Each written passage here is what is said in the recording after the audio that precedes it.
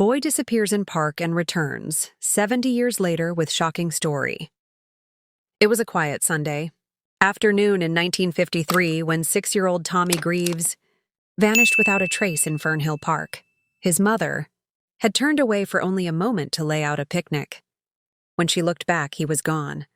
Despite frantic searches, dogs, volunteers, and even helicopters, there was no sign of the boy.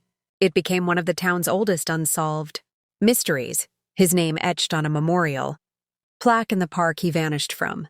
70 years later, in 2023, a frail elderly man wandered into a local police station, barefoot and disoriented. He carried no ID, just a small metal toy plane clutched tightly in his hand. When officers asked his name, he whispered, Tommy Greaves.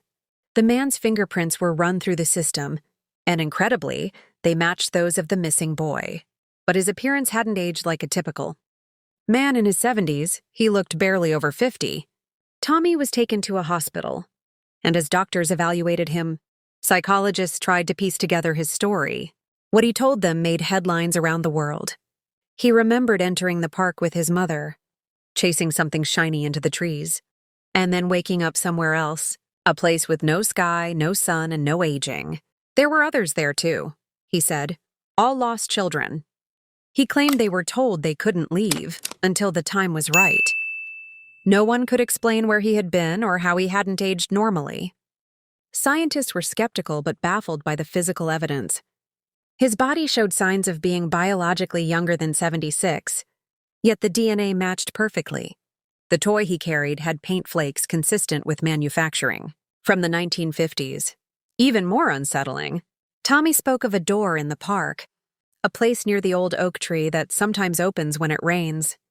Authorities quietly cordoned off the area, citing restoration work, but locals noticed strange activity in unmarked vans arriving at night. Tommy is now living with distant relatives, but he rarely speaks. Sometimes, when it rains, he stands at his window for hours, staring into the distance, clutching that old toy plane.